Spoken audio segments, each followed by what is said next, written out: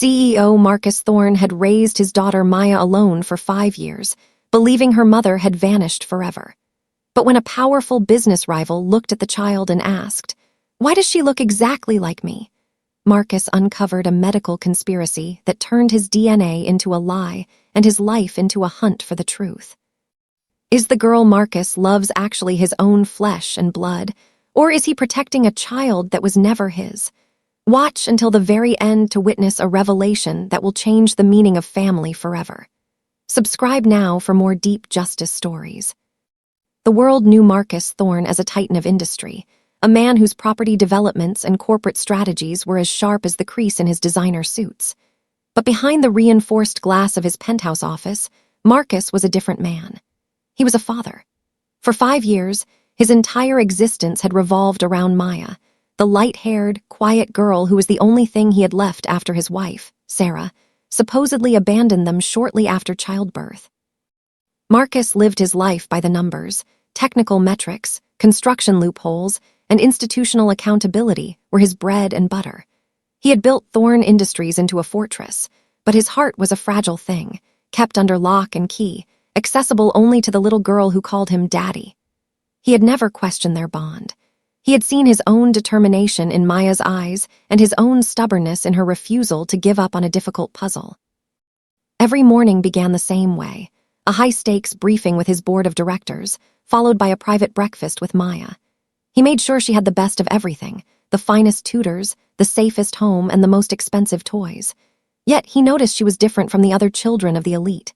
She didn't care for the glitter, she cared for the truth.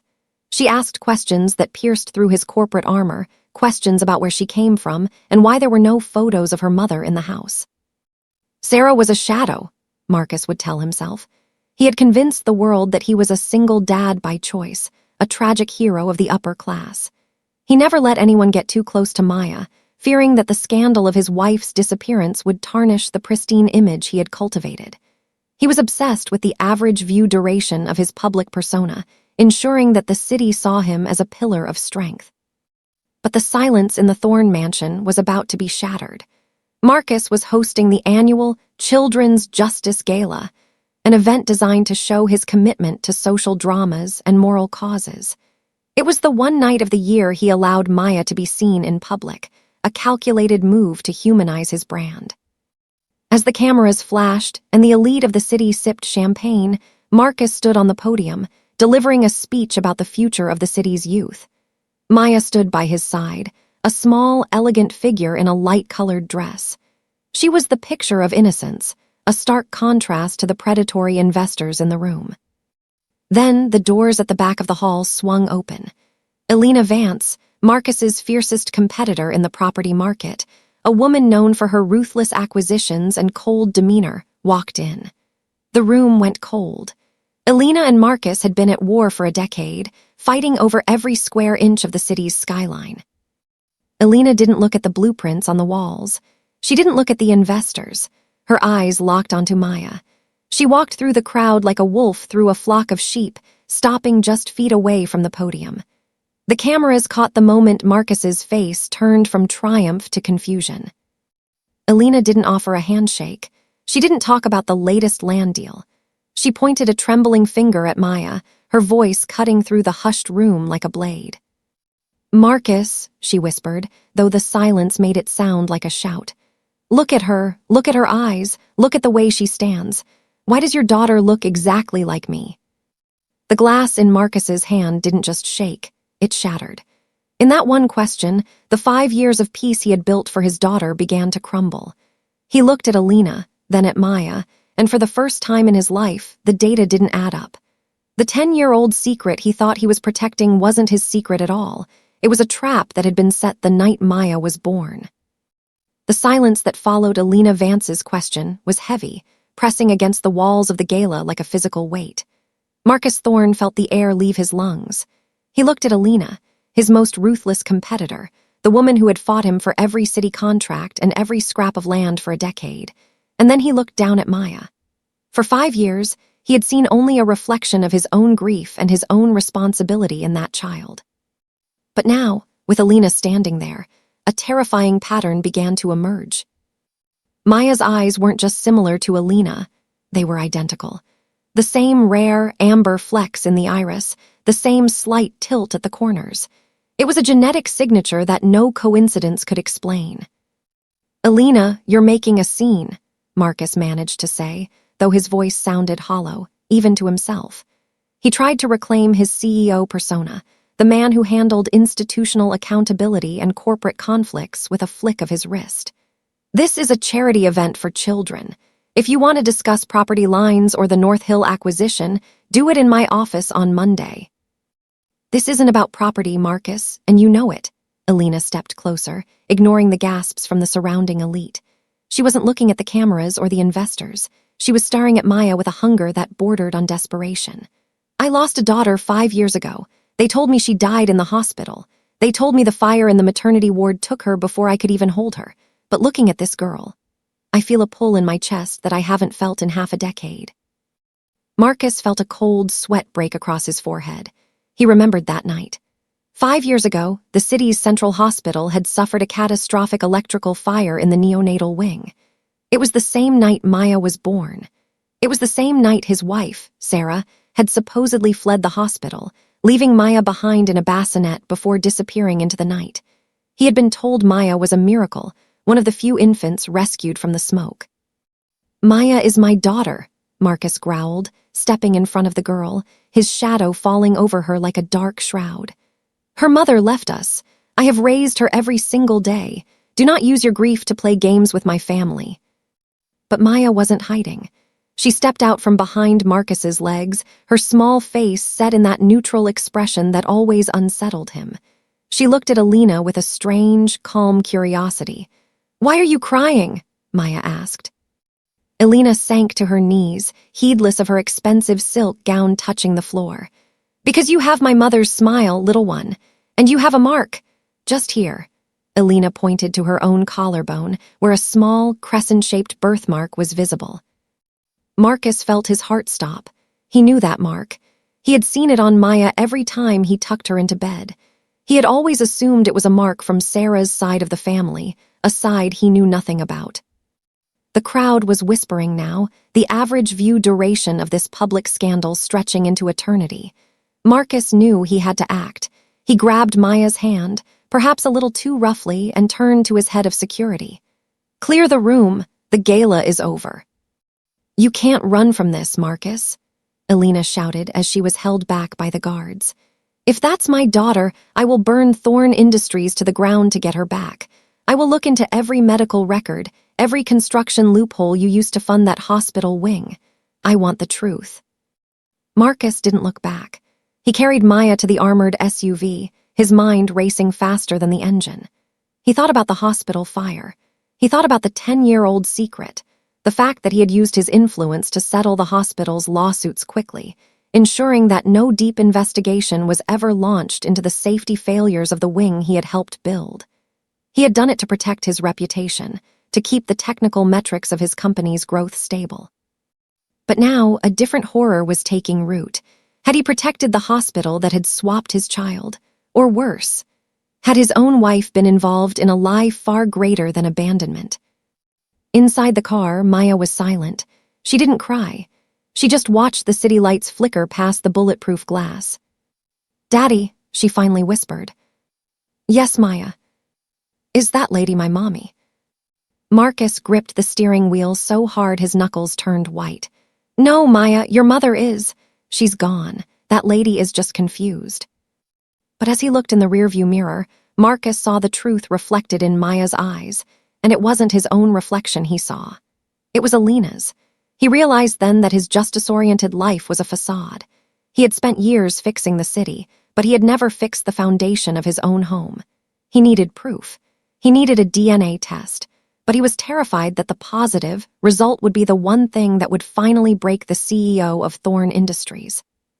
"I'm going to find out the truth, Maya," he promised, though whether it was a threat or a comfort, he didn't know. "No matter what secret is buried in that hospital's ruins, I'm going to dig it up." The war for Maya had begun, and for the first time in his life, Marcus Thorne was fighting a battle he couldn't win with a checkbook. The morning sun hit the glass facade of Thorne Industries with a clinical, unforgiving glare. Inside his office, Marcus Thorne stood before a massive 8K digital wall. He wasn't looking at stock prices or property acquisition maps today. He was looking at architectural blueprints of the Central City Hospital, the very building he had helped fund 5 years ago.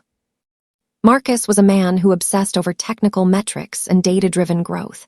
He knew every square inch of his buildings, every bolt, and every beam.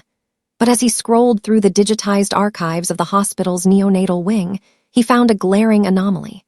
A section of the wing had been built using alternative materials, a construction loophole he had authorized to speed up the project and keep the click-through rate of his company's public reputation high. "Sir, the legal team from Elena Vance's office just filed a motion for an emergency injunction," his assistant said, her voice trembling. "They aren't just asking for a DNA test. They're claiming that Thorne Industries intentionally neglected the fire safety protocols in the neonatal wing to hide a child trafficking ring." Marcus felt a cold chill settle in his bones. Child trafficking? He was a businessman, not a criminal. But he knew how corporate conflicts worked. If there was a crack in the foundation, your enemies would fill it with dynamite. "Get me the lead engineer from that project," Marcus ordered, his voice low and dangerous. "And I want the hospital's record manager in my office by noon. If a single page of the birth registry from 5 years ago is missing, I want to know why." As his team scrambled, Marcus looked at a photo of Maya on his desk. She was standing in a gallery in a light-colored dress, her neutral expression hiding a depth of soul he was only now beginning to recognize. He thought about the man he had been 5 years ago, a man obsessed with institutional accountability only when it benefited his brand. Had his own shortcuts led to this? He drove to the site of the old hospital, now a vacant lot slated for a new Thorne luxury plaza.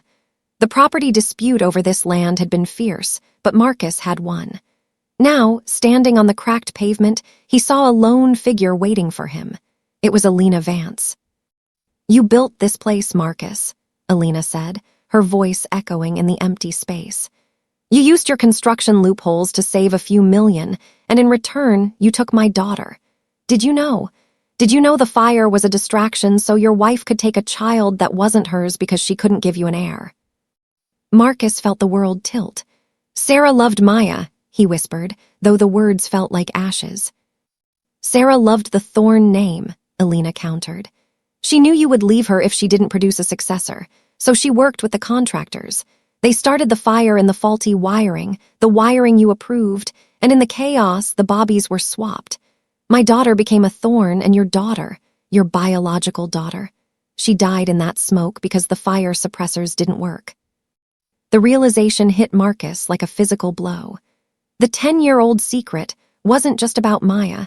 It was about the corruption of his own empire. He had traded his flesh and blood for a legacy of glass and steel. The woman he had raised as his daughter was the child of his greatest enemy, and his own child was a ghost in the rubble. "I need to see the records," Marcus said, his eyes burning. "If what you're saying is true, then I have been living a lie for 5 years. But Maya is innocent. She doesn't know she's a Vance." "She's a Vance by blood, Marcus, but she's been a Thorne by habit," Elena said, her eyes softening for a fleeting second.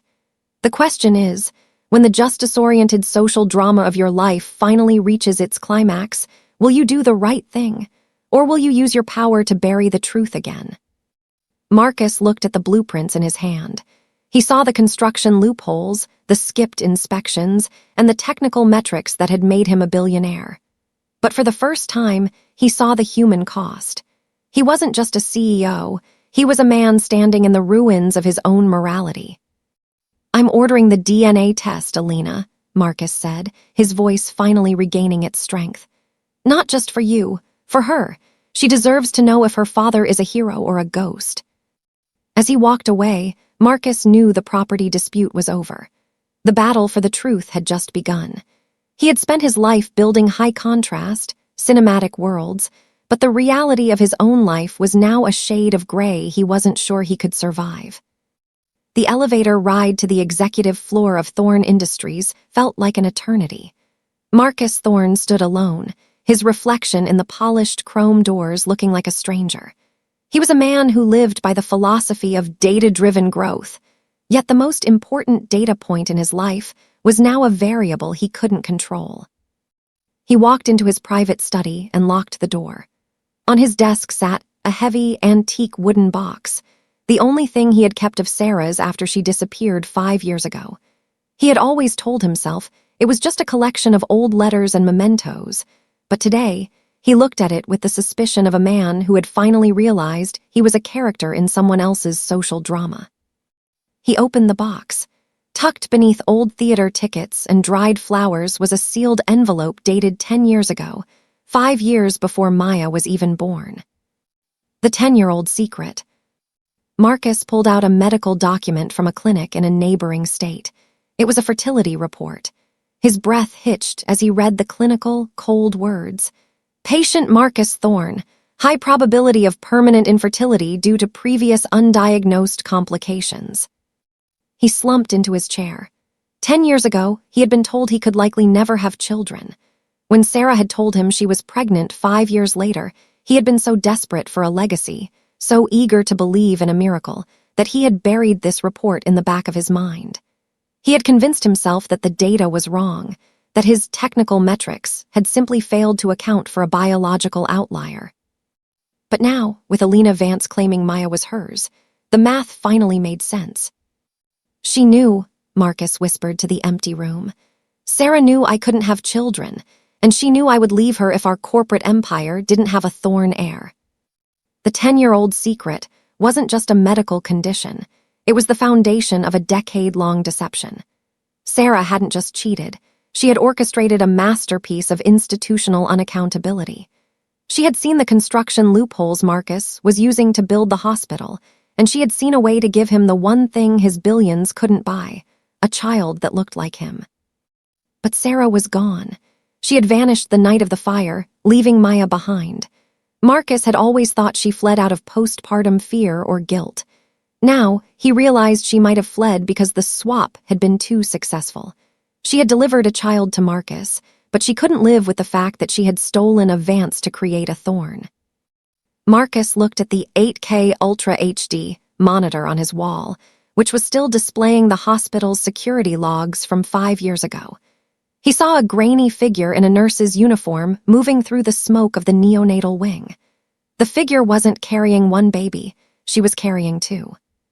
She didn't just swap them, Marcus realized, his eyes widening. She tried to save both. The weight of the moral conflict was staggering.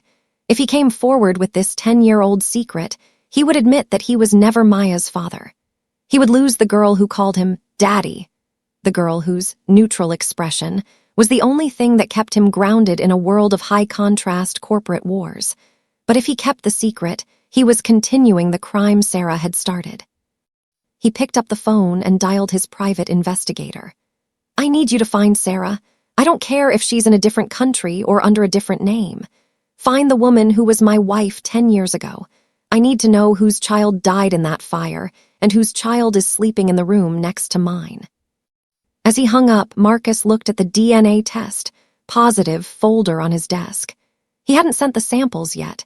He was staring at the blank form, knowing that once he signed his name, the average view duration of his old life would hit 0. He was the CEO of Thorne Industries, a man who built skyscrapers and redesigned cities. But as he sat in the dark, clutching a 10-year-old medical report, he felt like a man standing in a house of cards, waiting for the first gust of wind to blow it all away. The sterile white lights of the Thorne Genomics lab hummed with a low electric frequency that seemed to vibrate inside Marcus's skull. He stood behind the reinforced glass, watching the robotic arms of the sequencer move with a precision he usually admired. Today, however, that precision felt like a guillotine. He had the DNA demand from Elena Vance's lawyers sitting in his pocket, a legal document that felt heavier than a lead weight. They weren't just asking for a sample. They were demanding a court-ordered, third-party supervised test that would be entered into the public record. If Marcus complied, the 10-year-old secret of his infertility would be secondary to the scandal of the century. Sir, the samples are ready for the initial run, the technician said, not looking up from his monitor. The man was a specialist in genetic markers, a man who dealt in the technical metrics of human life. He didn't know he was holding the CEO's heart in a plastic vial. Marcus looked at the two vials on the tray. One contained his own blood, the other contained a swab from Maya's cheek. He thought about the morning, how Maya had looked at him with that neutral expression while he took the sample, her eyes, those amber-flecked Vance eyes, watching him with a trust he felt he was about to betray. "Wait," Marcus said, his voice echoing in the lab.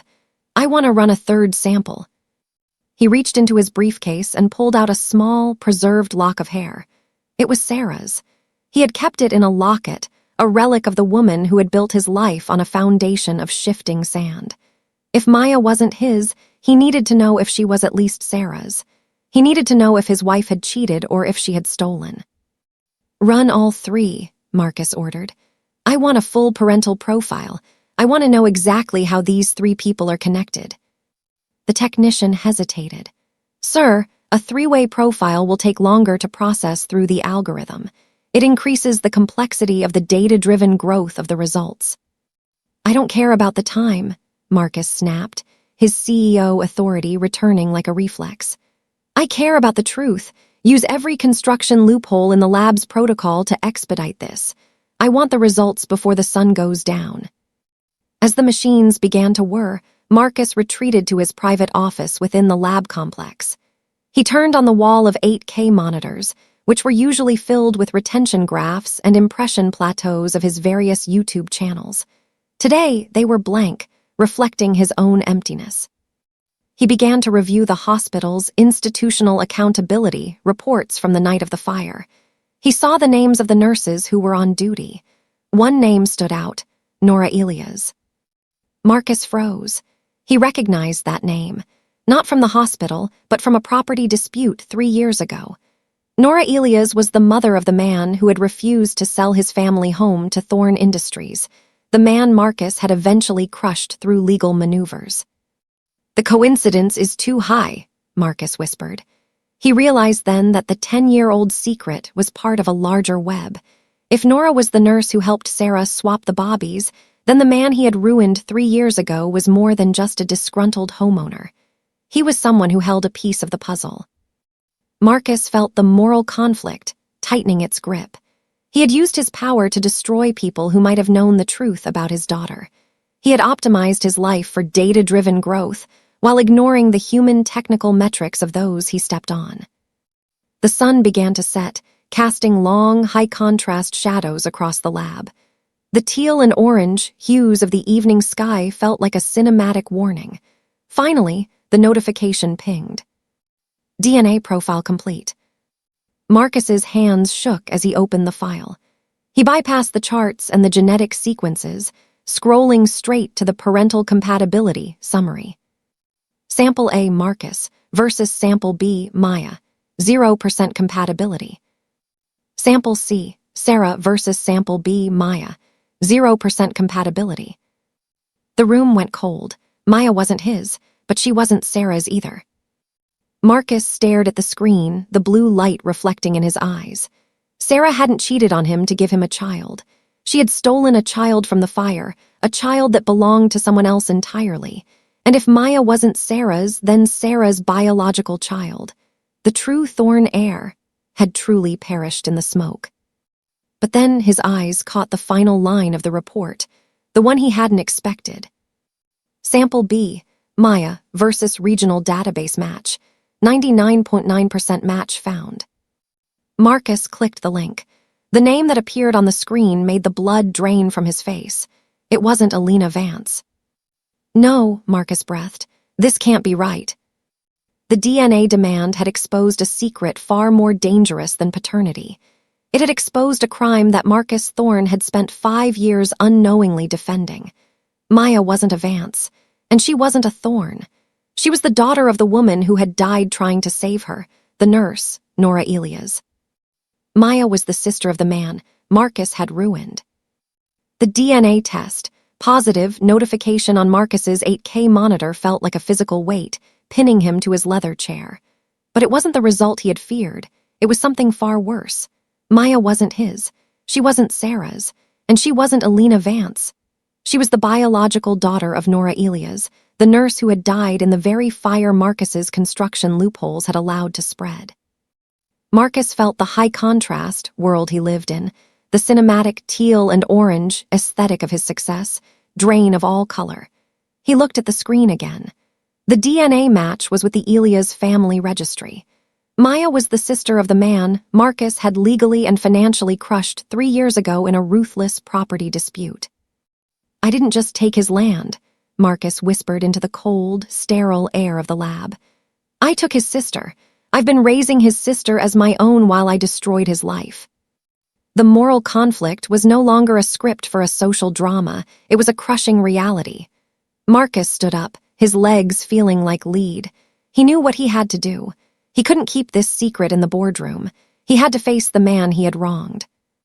He drove to the outskirts of the city, away from the glass towers, and into the neighborhood he had systematically dismantled for a new development project. He stopped in front of a small, well-kept but humble house, the only one left standing in a sea of construction debris.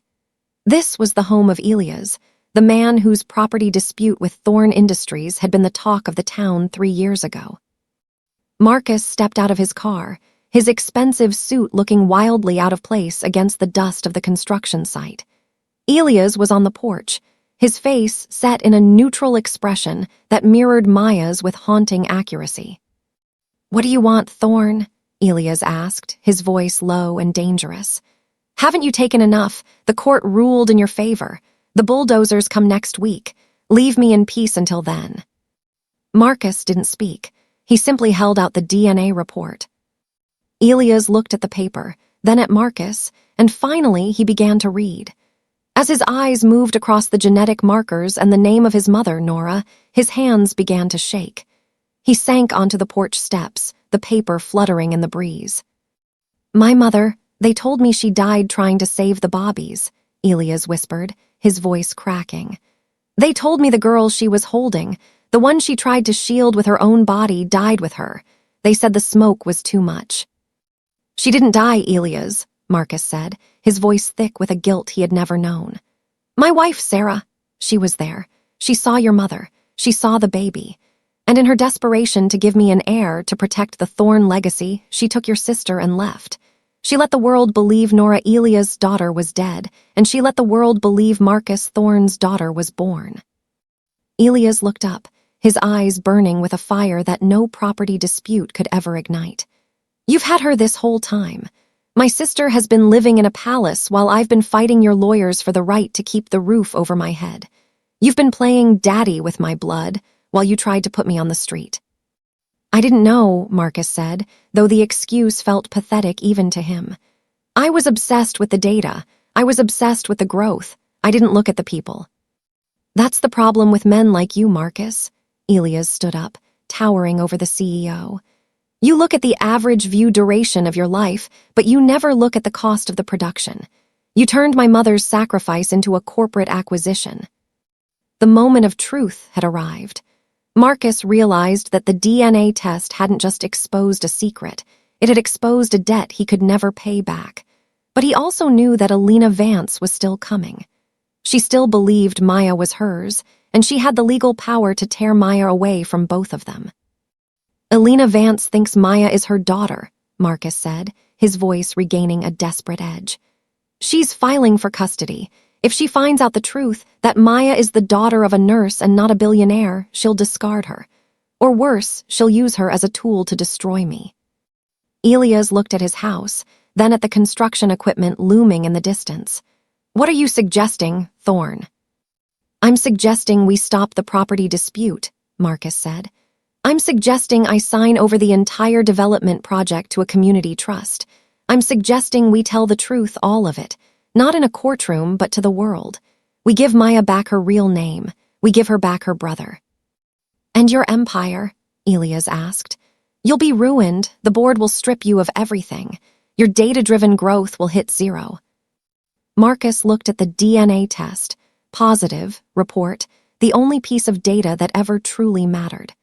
"I've spent 5 years raising a girl who taught me how to be a man. If losing my empire is the price of keeping her safe and giving her the truth, then it's the best deal I've ever made.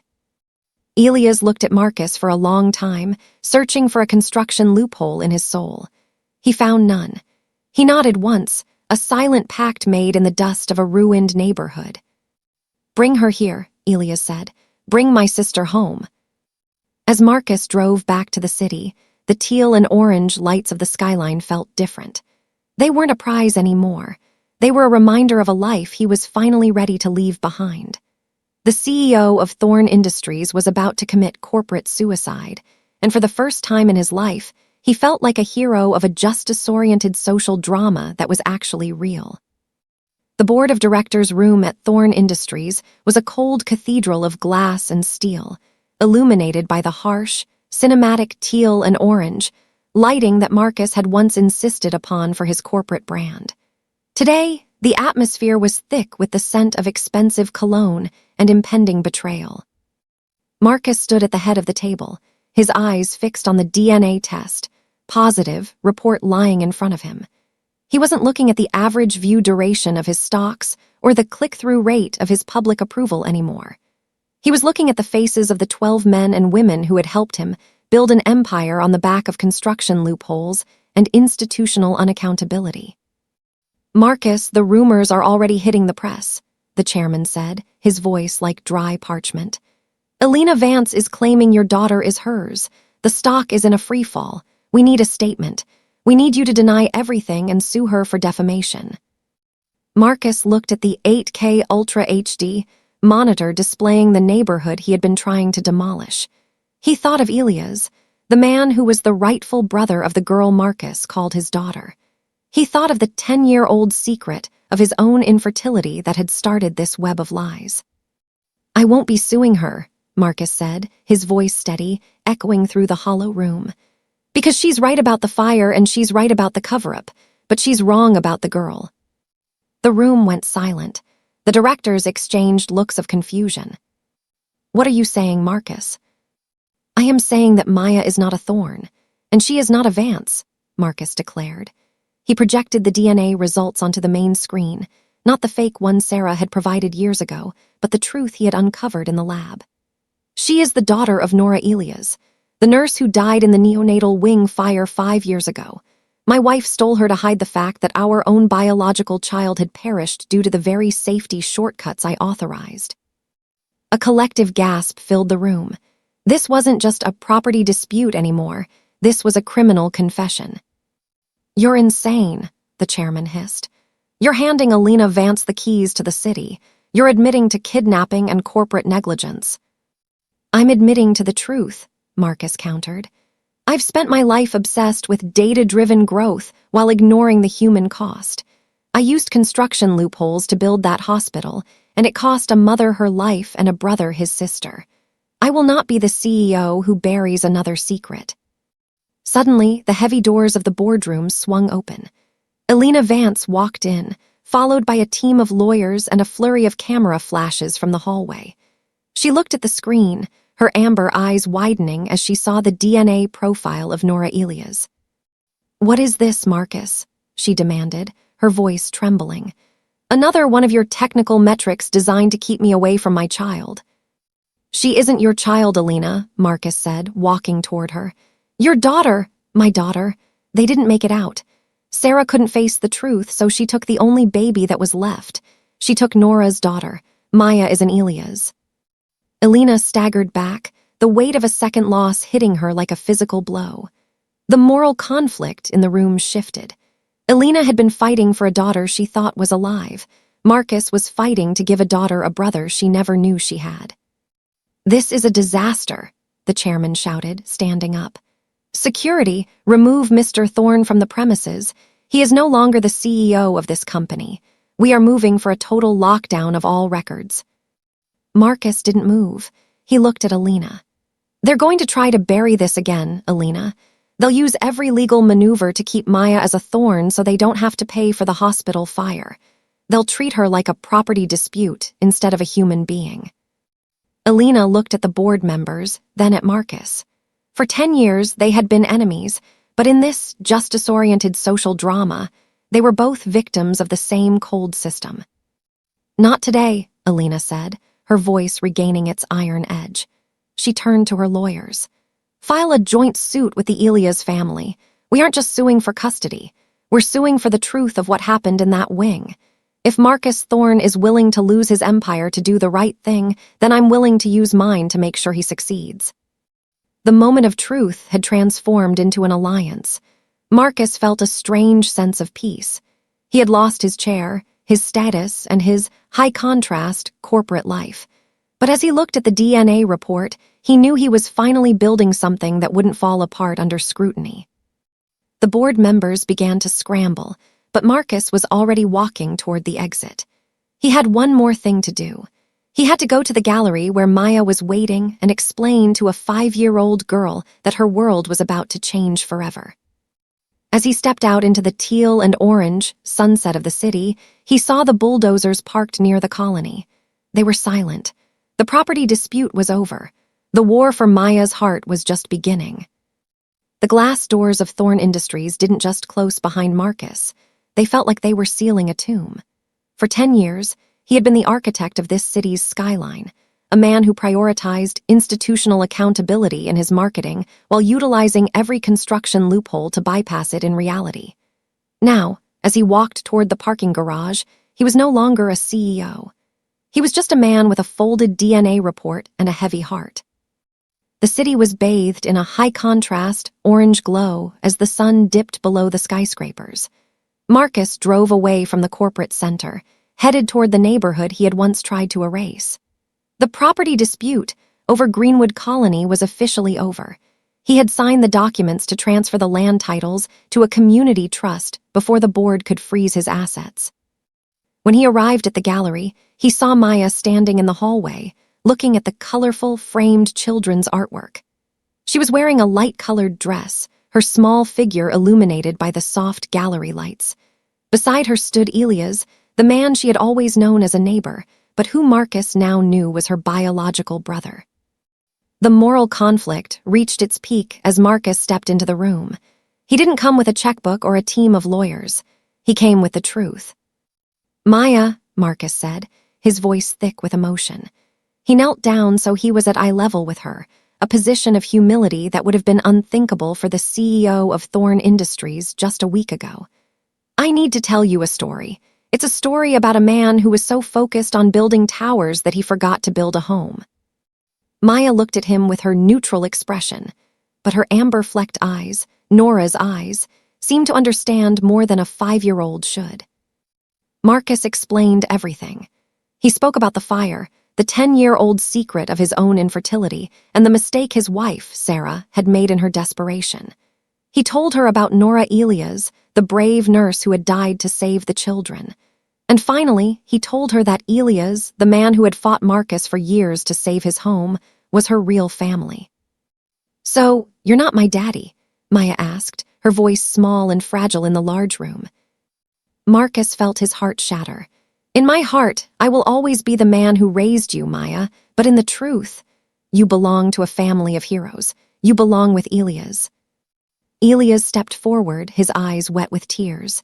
He knelt beside Marcus. "Maya, your mother, our mother, was the best person I ever knew. She saved lives, and for 5 years I thought I was alone in the world, but you were here the whole time." The moment of truth was a quiet, profound thing. There were no cameras, no 8K Ultra HD monitors, and no retention graphs to measure the impact. There was only a little girl reaching out and taking the hands of both men, the one who had raised her and the one who shared her blood. In the weeks that followed, the fallout from the scandal was immense. Thorne Industries collapsed under the weight of the lawsuits and the institutional accountability Marcus had finally triggered. Elena Vance, true to her word, worked with Marcus to ensure the hospital fire survivors were compensated. The construction loopholes were closed, and a new era of development began, one focused on people, not just data-driven growth. Marcus lost his fortune, his penthouse, and his status. He moved into a small apartment in the neighborhood he had once tried to demolish. He used his technical expertise in mobile device software and security to set up a community tech center, teaching the local youth how to use technology for justice rather than just profit. The final scene of the story took place at a community dinner in the middle of Greenwood Colony. The teal and orange, cinematic lighting was gone, replaced by the warm, natural glow of a neighborhood bonfire. Marcus sat at a long table next to Elia's. Maya sat between them, laughing as she showed Marcus a new drawing. It was a picture of a house. But unlike her earlier drawings, this one had two men standing on the porch, holding hands with a little girl. "Family isn't a technical metric, Marcus," Elias said, handing him a plate of food. "It's not something you can optimize." Marcus looked at the DNA test, positive report one last time before tossing it into the fire. The paper curled and vanished into ash. "I spent my life looking at the average view duration of my legacy," Marcus said, smiling as he watched Maya play. "But I think the view from here is finally perfect." The CEO who had once asked, "Why does your daughter look like me?" finally had his answer. She didn't look like his ambition, she looked like his redemption. Every secret eventually finds the light. Marcus Thorne lost an empire but found a soul. If you believe that family is about more than just blood, leave a heart in the comments below. Don't forget to subscribe for more stories of justice and truth.